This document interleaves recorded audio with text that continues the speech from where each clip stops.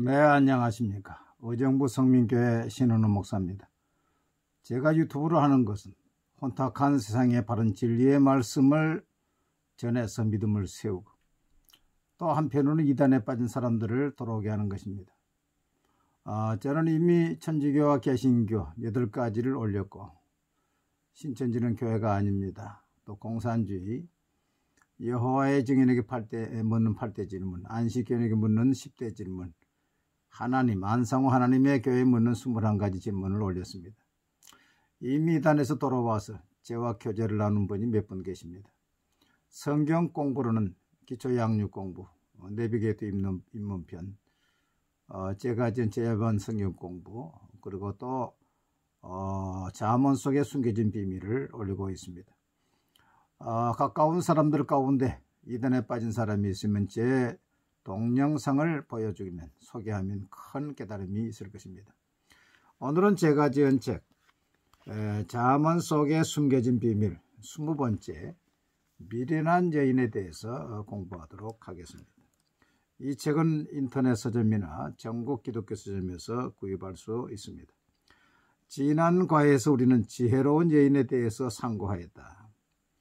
지혜로운 여인은 남편의 영광이 되며 부지런히 일하여 집을 세우며 유순한 대답으로 분노를 쉬게 하며 여호와를 경외함으로 칭찬을 받는 여인이라고 하였다. 이러한 여인의 가치는 진주보다 귀하다고 하였다. 어찌 그 가치를 진주에 비할 수 있겠는가? 오늘은 이와는 반대로 미련한 여인에 대해서 잠언은 뭐라 말하고 있는지 공부하도록 하자. 지혜로운 여인이 있는가 하면 미련한 여인이 있죠. 그 지혜로운 여인은 남편의 영광이 되고 집을 세우고 하나님과 사람에게 칭찬을 받고 영원히 남을 사람이죠. 그러면 잠언이 말하는 미련한 여인은 어떤 여인인가? 첫째로 잠언 9장 13절 미련한 여인이 떠들며 어리석어서 아무것도 알지 못하고 빈 수레가 요란하다고 그냥 떠든단 말이 떠들어요. 요란합니다. 잠언 10장 28절에도 미련한 자라도 잠잠하면 지혜로운 자로 여겨지고 그의 입술을 닫으면 슬기로운 자로 여겨지느니라. 좀 미련해도 좀 잠잠하면 되는데 아주 떠들어요. 의미 없는 말을 아주 그렇게 떠듭니다. 말이 많아요. 두 번째 잠언 11장 23절에 아름다운 여인이 삼가하지 아니하는 것은 마치 돼지 코의 금고리 같으니라. 어울리지 않아요. 삼가함이 없다. 조심성이 없다. 함부로 말하고 함부로 행동한단 말이죠. 아무리 아름다워도 그렇게 함부로 조심성 없이 행동하면은 돼지 코에다가 금고리 걸어봤자 무슨 소용이 있겠습니까? 삼가함이 없어요. 예의 조심성이 없어요. 잠언 10장 4절에 보니까 어진 여인은 그 지아비의 면류가 아니나 욕을 끼치는 여인은 그 지아비의 뼈가 썩음 같게 하느니라. 욕을 끼쳐요. 그 지아비에 욕을 끼치는 것이 여러 가지가 있지만은 도덕적인 문제, 성적인 문제는 아주 뼈를 썩게 만드는 것이죠. 그래서 밀턴은 말하기를 순결이 여인의 숨은 힘이다 하는 말을 했고 또 어떤 분은 아내의 부정직, 낭비벽, 게으름 등이 남편의 뼈를 썩게 한다. 부인의 부정직, 낭비벽, 게으름 등이 남편의 뼈를 썩게 한다. 부인이 이 부정행위를 하면은 그 남편이 어떻게 되겠습니까? 그 부인의 부정행위를 또 그걸 잡으려고 또 사람을 풀고 쫓아다니고 아이고 얼마나 비참합니까? 잠언 20장 9절에 보니까 다투는 여인과 함께 큰 집에 사는 것보다 움막에 사는 것이 나으니라. 27장 15절에는 다투는 여자는 비 오는 날에 이어떨어지는 물방울이니라는 말을 했고 또 21장 19절에 다투며 성내는 여인과 함께 사는 것보다 광야에 사는 것이 낫다. 이 다퉈요. 이 남편이 큰 소리를 하면은 부인이 한 옥타브 아래로 음성을 떨어뜨려서 조용히 지혜롭게 이야기해야 되는데 오히려 자기가 또 더 높아져요. 그러면 싸움이 나는 거지요. 다툼을 쉬게 하는 지혜로운 여인이 있는가 하면 다툼을 불을 붙이는 여인이 있단 말이지. 영국의 정치가 데일러는 독신으로 지내다가 35살 때에 15살 연상인 어느 과부와 결혼하였다. 이 여인은 미모나 특별한 재주는 없었으나 남편을 존경하고 편안하게 하는 기술이 있었다.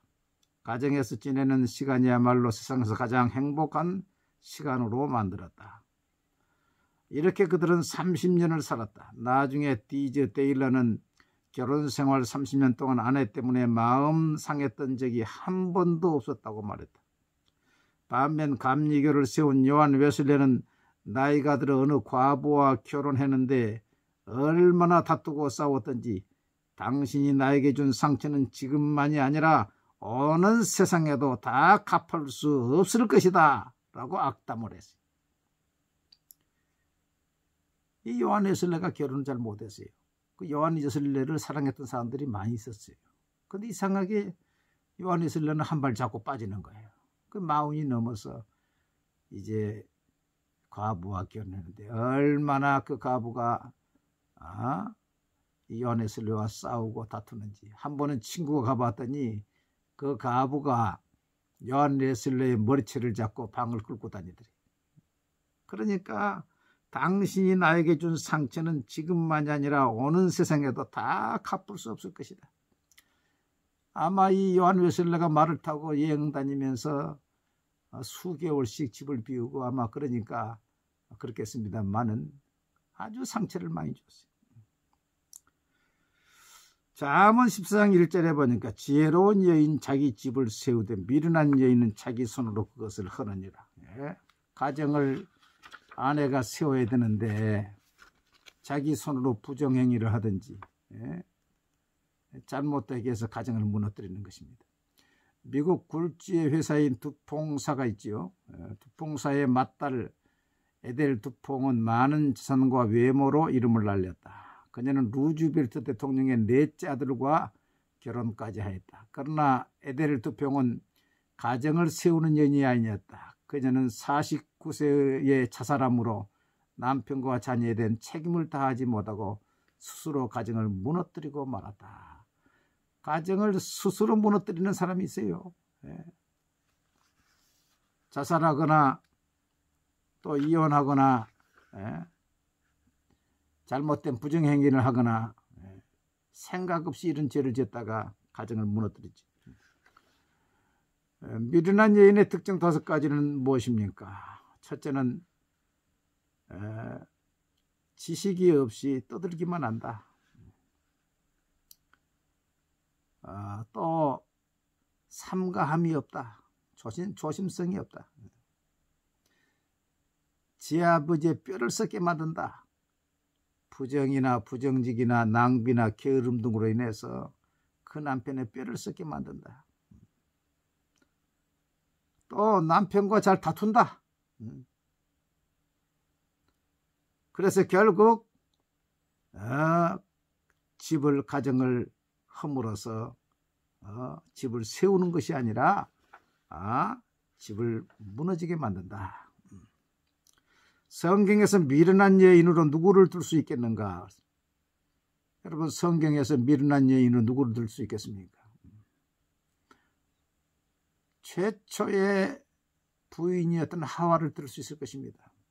하와가 자신이 미혹돼 가지고 자신이 범죄하고 남편도 범죄해서 에덴에 쫓겨나고 다 망하게 됐죠. 성경적으로 보면 첫째 아담이 구원받았습니까? 하와가 구원받았습니까? 또 요셉을 유혹한 포디발의 아내도 아마 미련한 사람이.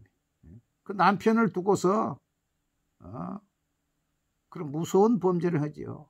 요사이 애인 없는 부인들이 있습니까? 제가 전도를 처음 했을 때에 우리 어머니에게 애인이 생겼어요. 그런 제목의 영화가 나왔습니다. 우리 어머니에게 애인이 생겼어요. 그래가지고 외침전도한 한 전도자가 그 영화관 앞에서 여러분 우리 어머니에게 애인이 생겼으면 그 남편은 어떻게 되겠습니까? 그 자녀는 어떻게 되겠습니까? 그 가정은 어떻게 되겠습니까? 일주일을 외쳤더니 그 영화를 내리고 다른 곳으로 바꿨다 그래요. 근데 지금 애인 없는 사람이 없다니까. 애인이 없는 것이 오히려 부족한 사람으로 여기는 얼마나 타락한 세상이 되었어요. 이런 세상에 가정이 무너지지요. 가정이. 예. 여러분 가정을 잘 지켜서서 절대로 미련한 여인처럼 행동하지 말고 지혜로운 여인처럼 하나님을 경외하고 남편을 존경하고 신뢰를 받고 자녀에게 칭찬을 받고 하나님과 사람에게 인정을 받고 가정을 세우는 자가 되시기를 바랍니다. 감사합니다.